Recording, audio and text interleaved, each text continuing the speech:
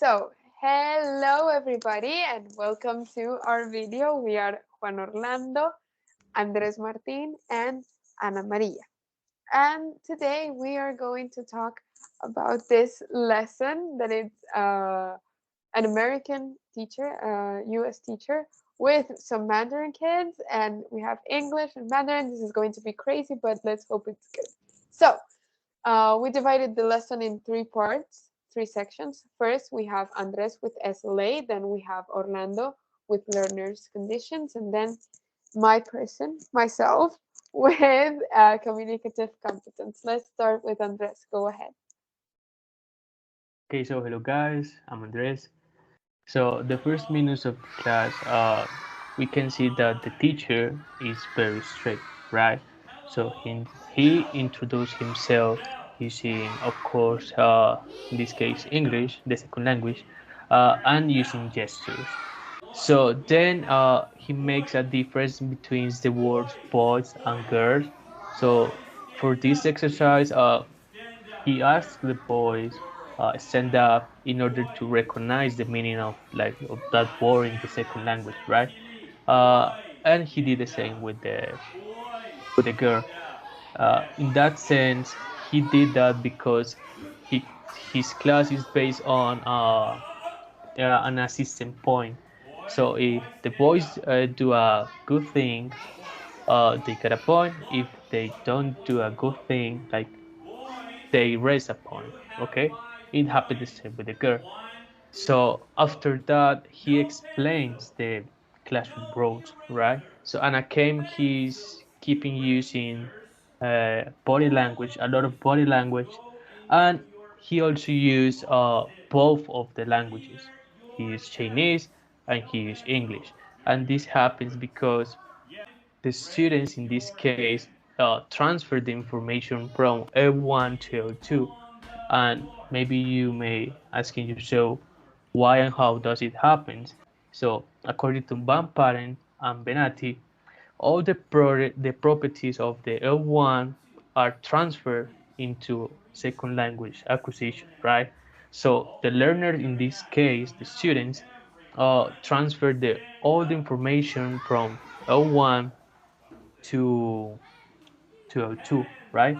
So moving on, in second language acquisition, there's like two key concepts that we have to consider, So the first one is input that refers the whole information related or involved in the environment, right? And on the other hand, we have input that is that the production of or the uses of that information, right? And again, L2 L1 transfer the properties to L2. Thank you. Okay, Andres, thank you very, very much for your explanations on SLA. Then we have Juan Orlando, and he is going to talk to us about learners' conditions. Please go ahead. Okay, let's continue with the second part. We can see that the teacher is explaining something about phonics. We can see in this part of the class an exercise that is not related to the main lesson, although we can highlight again that is in the form of a sound, which serves as a stimulus for auditory learners. And this, seen from the perspective of Eng, makes them receptive to sounds or a new vocabulary. Visual learners also come in here, and according to Shafi, they think in pictures rather than in words. And an interesting thing about this part of the class is that they need to see the big picture before they learn the details about the class. Okay, I think it's important to highlight in what you're saying that this isolated element of the class is a phonics exercise. And it's part of, it seems like part of a regular thing he does one class after the other. This might be based in the systematic phonics instruction, that is a way of teaching kids how to read. The problematic thing in this class, particularly, is that he only teaches the part of the phonics. So he only teaches the morpheme and the sound. And systematic phonics, what does is then we have the sound, and then we have the word, and then we have how to read an entire sentence. So only using one element might be a problem. Um, since the systematic phonics instruction was introduced by John Hart in 1957. Please continue. Yeah, thank you. You're right. And returning to this part of the lesson, we can see here that the teacher resorts to a translation as a teaching method, making a small contrast between the foreign word and the native word, placing the student in a familiar context or reference. That's great. This allows us to situate ourselves in Palmer, who in 1917 mentions that there is a necessity of using translation as a way of making comprehensible input, which implies that through the translation, the equivalent of a word is found, which allows the student to have a clearer vision of the meaning and the use of the word. Another thing that I would like to mention is that in this part in the lesson, there is a use of the images, which indicates actions or emotions. As you can see, students associate this vocabulary with an imaginary, and it's a very practical research that we can also relate it with the words of Bersel, who say that the visual cue act as a scaffold which provide the learner with a familiar and concrete reference to a more unfamiliar verbal text. The only thing that I would like to change about the use of the images, it could be the use of images, and I will prefer to use the use of images of people to have a more realistic and a simple reference about the lessons. And has the last thing I would like to mention the repetition. As you can see, the teacher repeats over and over again the things that he wants to teach to the students, creating a pattern like an habit to the students.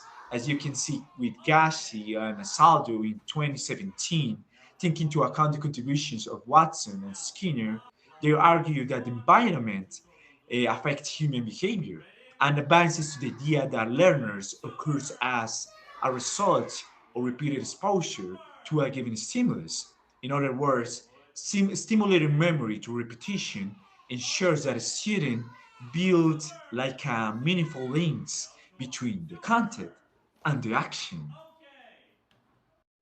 Okay, thank you, Orlando, very, very much for your comment. And now you have me in the third part. And here we are going to focus on three elements of the lesson. This last part is communicative competence, and we are going to center in um, production. So, as we can see, the first element that he uses is translation once again. So, he used it in the instruction part, and now we use it in the production. So one of the problems with using translation here is that we can see that English is it has subject, verb, and then the complement. I am fine or good or bad or whatever. And then you have the translation to a no subject language, such as Chinese. So we have subject and verb in only one word. So this might be problems, this might generate problems with the students when it comes to understanding here. Now, Janice Kella in 1998, she proposed that translation during an EFL language classroom might be good, English as a foreign language, uh, and this would help with the interlanguage. That is a concept introduced by Slilker. The, so we have a bridge, and then we have like this new language within the L1 and L2. The second part I would like to focus on is the teaching strategies. It's interesting how this teacher uses, as Andres was saying, a very strict strategies throughout the class. This might be due to the age of the learners. Um, Now here we have a teacher-centered methodology. The thing with teacher-centered methodology here is that he's speaking all of the time, repeating once and over again. And even if it's good when it comes to instruction, when it comes to production, might be problematic because we have theories like Krashen's of natural approach, and Lev Vygotsky's social theory. And this is based on the need of students to interact with equals to acquire language. But if only the teacher is speaking and then you're repeating once and over again, you're not creating, you're just repeating. And that might be in the pathway of learning, along the way might come with a problem, as I was saying.